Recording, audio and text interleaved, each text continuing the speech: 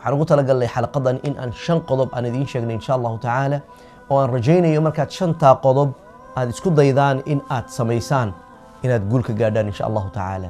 qodobka ugu horeeya waxaan qof kasta weydiinayaa oday kaste iyo nin kaste iyo wiil kaste oo guursaday oo guur soo maray ama hadda diyaarinaya guur, maxaad samaysay marka aad gabadha aad guursatay ama aad guursanayso aad raadinayso? waxaad gelisay waqti.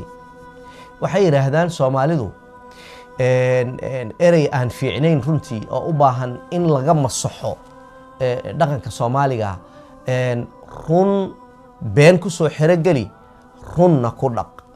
marka aad shukaansanayso ee la hadlayso ee gabadha maaragtay ay sheekaysanaysaan ama gabadhu kula sheekaysanayso, yacni gabadhu nin la sheekaysanayso, wax aanan jirin iskaga dhig balaayo, yacni cirka iyo dhulka maxaan ku idhahdaa qof dee laga harayo, nin khatar oo tob oo weliba haddaad doontid waxyaaba badan oo material sheego. hadda materialkii mararka qaarkood waa laga yimid, ragga qaarkood waxay iska dhigaan maxaan ku idhahdaa in ay wax kastaba yaqaanaan. walaalayaalow, shalay markii la isoo shukaansanayay waqti badan baa la isgelinayay, laakiin maanta guriga markii la isla yimiday waqtigii cidhiidhi buu noqday, waqti la isma siiyo, routine bay noloshii noqotay. waxaan odhan lahaa marka dadka isqabe ee wada jooga, kuwa hadda isguursaday, iyaga waxaan leeyahay waqtigaad isgelinayseen shalay se sii geliya hadda, oo waqtigaasi yuunan dhexdiina ka bixin. kuwa sanadaha isqaba waxaan ku odhan lahaa yara baxa, routiinka bedela, waqti aad keligiin aad isku heshaan, hotel aada, xeebta aada, isla lugeeya, restaurantaga, bedela routiinka aad ku jirtiin. waqtiga labadiinu isdaawada oo isfiirsada, maxaa yeelay waxaa soo noqonaya kalqacaylkii iyo dareenkii aad isku qabteen. noloshu waa cidhiidhi, way adag tahay, nolosha waxyaaba badan baa kaa hor imanaya. waxaasoo dhan si aad uga badbaado oo aanad qofka kula nool cidhiidhi aad kula noolaanin, waa inaad waqtiisa siisaan. waqtigaa maxaa lagaga sheekaysanaya walaalayaal? wuxuu u baahan yahay waqtigaasi in la qaybiyo, waqti in aad isla qaadataan, aad isu sheegaysaan qofba qofka kale waxa uu ku jecel yahay amaba uu ku raacay maalintii uu guursanay.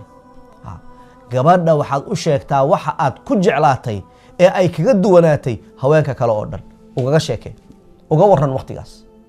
haddaad uga waranto aad bay ugu raaxaysani, waayo ninka ay adduunka la nooshaad adiga tahay. gabadha adigana sida oo kale ninkaaga waxaad u tilmaantaa, aad u sheegtaa waxa uu ragga kale oo dhan kaga fiican yahay. ixtiraam iyo xushmad iyo qiimayn ayuu ka dhex arkay, markaasuu qalbigiisu ballaanaani, markaasuu kuu soo dhowaani, intii hore intuu kuu jiray uu kaaga soo dhowaani. arrinta labaad walaalayaal waxa weeyaan hadalka, kelmadda wanaagsan. nebigu wuxuu ku tilmaamay sala allahu calayh wasalam, kalimatu tayiba sadaqa. ragow gabdhihiina ku dhaha kelmadba kelmadda ka macaan, si fiican baa wax lagugu qabani oo service lagugu samayni oo meel alla meeshaad jeceshahay lagugu raalli gelini. markaad xaaskaaga aad ku tiraahdo adduunkaadaa ugu qurux badan, adduunkaadaa ugu fiican, ma ku odhan kartaa walaal? waan kaa codsanaya wallaahi xaaskaaga inaad ku tiraahdo adduunka walaashay adaa ugu qurux badan, adaan kuu jecelahay. haddaad xaasas badan leedahayna mid kastaba iskeed ku dhe, mid kastaba iskeed way qurux badan tahay leen. maxaa kuu diiday inaad ku tiraahdo? wax kuu diiday ma laha xaqiiqatan, bas waxaa dhici karta inuu kuu diiday dhaqanka. taasaa dhici karta. waxaan odhan lahaa marka walaalayaal, qodobka saddexaad waxaa weeyaan waa qodob muhiim jiddan ah. qodobkaani haddii runtii aad ugu fiirsato, qofka kula nooli wuu kuu soo dhowaani, wuu ku jeclaani. intii uu kuu jiray marka hore wuu kaaga soo dhowaani 100 mitir. waa maxay?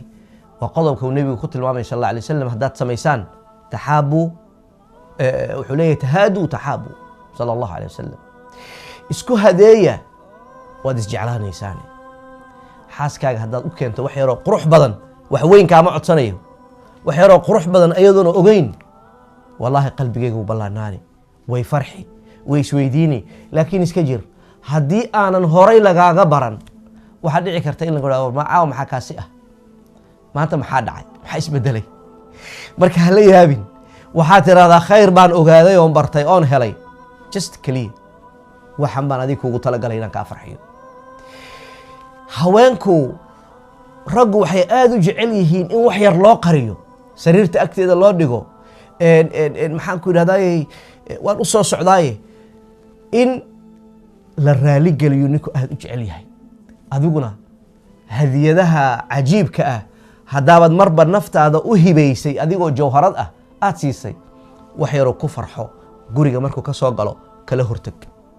hadalku ka mid ba u ahaa waan soo sheegnay runtii. waxaan laga soo wariyey dad badan oo saas yeelay in wax wada shaqayntii iyo wax wada qabadkii ay aad u fiicnaatay. qodobka afraad waxa weeyaan qodobka la yidhaahdo wax wada qabadka iyo wax isla qabadka, inaad sidii tiim aad u wada shaqaysaan, oo haddii aad wada shaqaysaan oo aad wax wada qabataan isku soo dhawaashiyihiinaa fiicnaanaya. waxaan odhan lahaa marka runtii gabadha waxay jeceshahay jikada in lagala shaqeeyo, ninkuna wuxuu jecel yahay in raashin diiran oo macaan loo soo dhigo, sariir diiran oo macaanna la siiyo. waxaan odhan lahaa marka galbeedka dadka jooga inta badan haddii ay raggu shaqo tagaan, gabdhow waxaan idinkula talin lahaa ninku hadduu maqan yaho shaqo ku maqan yahay uu soo daalayo amaba guriga markuu yimaado ha kala hortagin canaan iyo hadal. horta soo dhawee, waxaad siisaa saacad iyo bar maaragtay relaxation uu sameeyo marka uu kala dego. maxaa yeelay isagu madaxuu ka daalaa ninku. guriga markuu yimaado xasilooni buu u baahan yahay. kabacdi xasiloonida markuu helo, calooshuna u buuxsanto ee aad wax siiso, waxaad ka codsataa hadal macaan, waxa aad jeceshahay inaad ama la wadaagto haddii uu war yahay oo ay wax ku hayaan. haddii aad shaqo rabto in wax lagula qabtana markaa u sheeg, uu kula qabani. laakiin albaabka markaad ka soo gasho haddaad ku horgeyso waxaa dhici karta in uu kaa boodo. act of service, in wax laysla qabto. nimanku waxay jecel yihiin marka guriga ay wax ka qabtaan in la ammaano, in loo sheego, in la yidhaahdo wallaahi wax cajiibaad noo qabatay, haddaanad sidaa noogu qaban lahayn cid noogu qabateen ma jirto. wuu ku dhargayaa intaa. hadhowto wax ka badan buu kula qabani. maxaa yeelay wuxuu dareemayaa inaad qiimaysay. qofka ugu dhow ee qiimayn karana adiga weeyaan walaashay. ninka waxaa laga rabaa xaaskiisa inuu ku yidhaahdo waa daashay, lugihii baa ku bararay. xaqiiqatan gabdhaha lugaha barara, daalka oo dhanna cidhbaha iyo lugahay kaga dhacaan. haddaad awoodiin gabdhaha wakti inta siisaan, baaldi biyo ah meelshaad joogtay ku xidhan tahay. haddaad meel kulul joogtana biyo yaroo qabow u geli oo lugaha u dhex dhig. haddii meel qabow aad joogtana biyo yaroo diiran si lugaheedu ay u kala baxaan. deetana haddii gabadhuna ninka madaxa ay u samayn karta masaaj, ha laysku sameeyo. ninkuna gabadha lugaha haddii uu masaaj u samayn karo ha u sameeyo. masaajkaasi wuxuu igu xidhayaa qodobka ugu dambeeya ee shanaad oo ah physical touch, in la istaabto. aad baan uga xishonnaa innagu Soomaali haddaan nahay. laakiin masaajka qolkiina hurdada haddaad tuntin ku sameeyo. isa salaama, ismucaanaqeeya. nebigu sal allah alay wasalam markuu soo galo xaaskiisa wuu dhukan jiray, madaxuu ka dhukan jiray. intuu soo cadayduu guriga soo gelayey.